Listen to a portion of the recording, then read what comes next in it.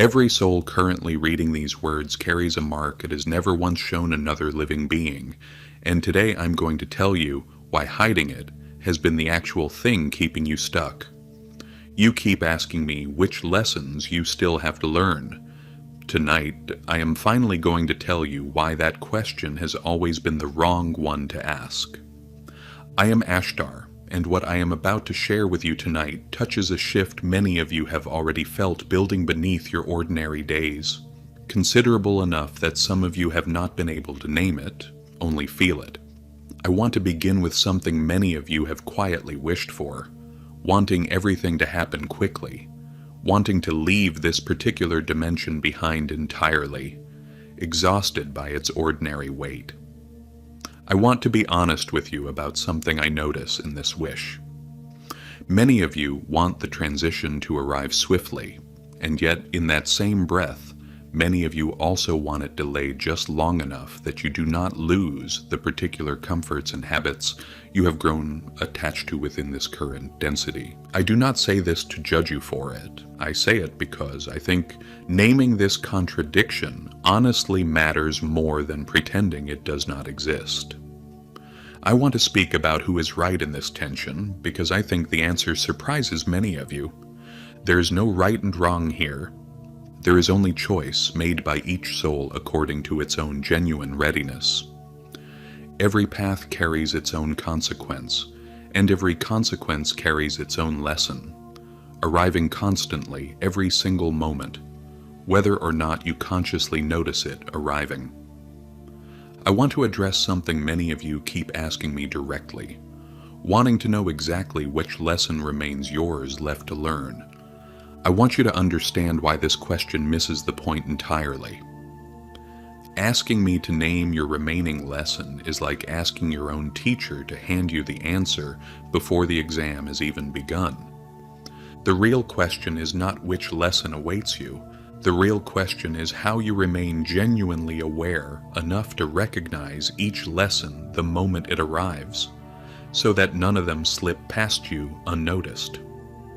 Before I continue, I want to mention there is a space built for exploring exactly this kind of awareness in far greater depth, a community on School called The Truth Can Change Your Life, for those of you ready to trace this thread further than a single transmission allows. I want to offer you the actual answer to that better question, because I do not want tonight's transmission to leave it unanswered. Raise your own frequency. Draw closer to your own true self. When you do this consistently, the lessons you need begin presenting themselves clearly, luminously, visible from any angle you happen to view them from. And we, the guides working alongside your own unfolding, remain present in exactly this moment, helping you find your way through whatever the lesson actually requires of you. I want to speak plainly about what this moment now asks of you. Observe, pay attention, identify the lesson the moment it arrives and move through it honestly, rather than sweeping it beneath the rug, pretending you never noticed it at all, or convincing yourself you are simply incapable of facing it. Ask yourself something before I go any further tonight. Why does the same mistake keep finding you, in different clothing wearing a different name, until you finally stop long enough to actually look at it? I want to speak now about why so many of you resist this particular work, because I think naming the resistance directly matters. Fear. Fear of discovering the shadow side of your own path. I want you to hear something important tonight. None of you carry a soul entirely made of light. If you did, you would not currently be here, in this particular density. You would already exist among the considerably higher planes, alongside masters who have moved beyond this particular lesson entirely. Every soul incarnated here carries its own particular measure of shadow, exactly because carrying it is part of what this journey actually requires. I want to offer you an image that may help this idea settle more easily. Imagine being offered a fruit you have never once tasted. You cannot know its flavor simply by looking at it. You must actually taste it yourself. This is precisely how you come to know your own shadow. You must step into it directly, not to remain there indefinitely, but so that you may finally, genuinely choose, with full awareness, not to step there again. I want to speak directly to the fear so many of you carry, the fear of discovering you are not quite as pure as you had hoped to believe. I want you to release this fear tonight. Every soul carries some mark upon it, every single one, without exception. Discovering this about yourself is not cause for despair. It is simply confirmation that you are exactly where a soul at your particular stage of this journey is genuinely meant to be. I want to speak about judgment now, both toward yourself and toward others, because I believe this deserves real, direct attention. Whatever your own soul may have done in an earlier chapter of its own long journey belongs to a different time, a different path, a different set of circumstances entirely. You cannot judge that earlier version of yourself fairly from where you currently stand, because you were not standing here, with your current awareness when those earlier choices were actually made. I want you to release the urge to point an accusing finger at your own past. What is done is done. There's no erasing it. What remains available to you now is transmutation, not erasure. I want to explain what I mean by transmutation, because I think this distinction genuinely matters. You are not attempting to undo anything that already occurred. You are transforming the energy that occurrence left behind, learning fully from it, so the same lesson does not need to repeat itself again within the same lifetime. Every soul that has ever emanated a lower vibration through some earlier mistake carries a sincere price attached to it, not as punishment, but as information, showing you clearly what no longer deserves repeating. I want to speak now about how this same compassion extends toward the people around you, because I think this matters just as much as the compassion you extend toward yourself. When you witness someone else caught in exactly the pattern your own soul once repeated, in some earlier chapter of its own journey, I want you to ask yourself honestly how you can judge them for something your own soul once did as well. Perhaps their own soul has simply not yet reached the same discernment yours has already reached. This does not make them lesser. It means their own particular timing has not yet arrived, the same way yours had not yet arrived when you were still caught in that very same pattern.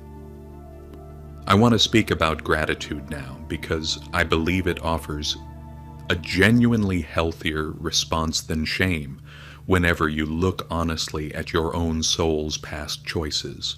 If something your soul once did now genuinely troubles you to consider, I want you to thank that same soul rather than condemning it. It completed a genuine journey of evolution specifically so that you, standing here today, would never feel compelled to repeat what it once endured. Instead of blaming your own soul for its earlier chapters, thank it for carrying you all the way to this present moment as a being of light rather than one still caught entirely within considerably lower vibration. I want to speak now about what all of this genuinely asks of you moving forward. Continue releasing whatever no longer serves you. Continue this inner cleansing, not because you're being punished into it, but because you are preparing yourself genuinely for a new phase already beginning to unfold. This requires transmuting considerable stored feeling, learning to release judgment, release condemnation, release quiet rebellion, release whatever hatred still lingers within you toward yourself or toward anyone else. I want to speak about free will now because I think many of you misunderstand how support from us actually works. Everything genuinely achievable in your life becomes considerably easier with our help, but our help requires your honest request first. We do not simply observe your difficulty and intervene uninvited. Your own free will prevents this. If you carry a genuine, deep desire in your heart for guidance, ask for it directly, and trust that it will arrive, sometimes in a manner that feels almost like authentic coincidence, though I promise you it is not. I want to speak now about how you might serve others who have not yet begun this same inner work, because I think many of you feel called toward exactly this kind of service. I want to offer you a specific caution here. Do not preach to those who have not yet asked for guidance. Do not fill someone's mind with information they are not yet genuinely ready to receive. I want you to understand what typically happens when you attempt this anyway. People who are not ready become angry, defensive, unsettled, and your well-intentioned words only create considerable friction rather than genuine help. I want to offer you the better approach instead, one considerably more patient than simply speaking whatever truth you already carry. Remain quiet. Hold your own light steadily within yourself, emanating outward without demanding anyone receive it. When someone genuinely comes to you asking directly for help, that request becomes your sincere invitation to finally speak. Even then, I want you to answer only what they genuinely ask, rather than delivering the entire story at once, considerably more than their own current readiness could actually absorb. I want to give you a few signs to watch for tonight, ways this particular lesson recognition may already be developing in your own life, so tonight's message stays practical rather than only conceptual. You may notice the same difficult situation recurring with different people, different circumstances, yet carrying the same underlying feeling each time, a persistent signal that a specific pattern still awaits your full attention. You may notice a sudden, unexpected clarity arriving in meditation or quiet reflection, an answer to a question you had not consciously asked, arriving precisely when you needed it most. You may notice yourself reacting with unusual intensity to someone else's mistake, a reaction worth examining honestly, since strong judgment toward another's flaw often points directly toward an unresolved version of that same flaw within yourself. If these signs feel familiar, you are already developing exactly the awareness tonight's transmission has been describing. I want to speak about the actual substance of what you might offer once someone genuinely asks for your guidance. Speak of forgiveness above everything else. This is the true central medicine for this particular moment. If someone tells you they cannot yet forgive, that their anger runs too deep, I want you to receive this honestly rather than rushing them past it. Let them feel that anger fully. Help them understand that their anger response is not wrong. It simply reflects a soul that has already developed enough discernment to recognize genuine harm, a discernment the other soul, the one who caused that harm, may not have yet developed within its own journey. I want to speak about the deeper teaching underlying all of this because I think it deserves honest, direct statement. There is no punishing, vengeful authority sitting in judgment over any of you. There are simply choices and the consequences those choices naturally produce. I want you to help anyone who asks you understand this clearly, that Source itself does not condemn. Even when a soul's own choices have caused genuine harm along its journey. I want to speak about patience now because I do not want tonight's transmission to suggest any of this unfolds quickly or easily. This teaching must unfold slowly, gently, beginning always with forgiveness rather than the full, difficult truth delivered all at once. I want you to understand why.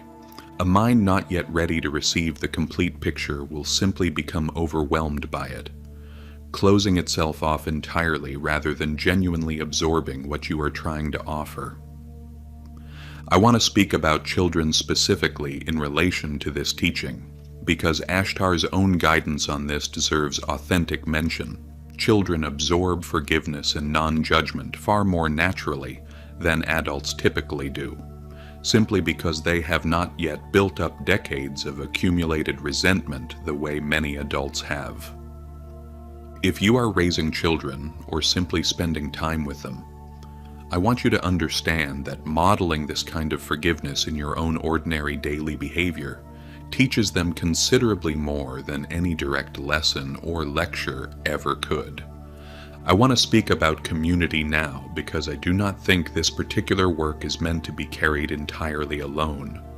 If you know others who are also working to release old judgment and old resentment, I want to encourage you to name this shared work to each other directly. Simply hearing another soul confirm they too are struggling to forgive something difficult often eases the isolation of that struggle considerably more than private effort alone ever could. I want to speak now about your own inner sanctuary, the quiet, protected space I want to encourage each of you to cultivate deliberately during this particular season. Consider building, within your own daily practice, a genuine inner retreat, a place of prayer, of quiet light, where you remain until someone genuinely knocks and asks for your help. If it genuinely calls to you, a simple candle, lit during this quiet time, can help anchor your own intention, a small physical point of focus for whatever you are choosing to release or to invite in. I want to be clear that this is offered only as a gentle option, not a requirement. Your own quiet attention matters considerably more than any specific object you do or do not include within it. I want you to understand this is not isolation for its own sake. It is preparation, allowing your own light to strengthen steadily, so that when you are genuinely called upon, you have something considerable and sincere to actually offer. I want to speak briefly about the relationship between this inner work and your own physical body, because I do not want tonight's transmission to remain only abstract emotional guidance. Old, unforgiven resentment often settles somewhere within the body itself, a tightness in the chest, a persistent tension in the shoulders, a heaviness that seems to have no clear physical cause.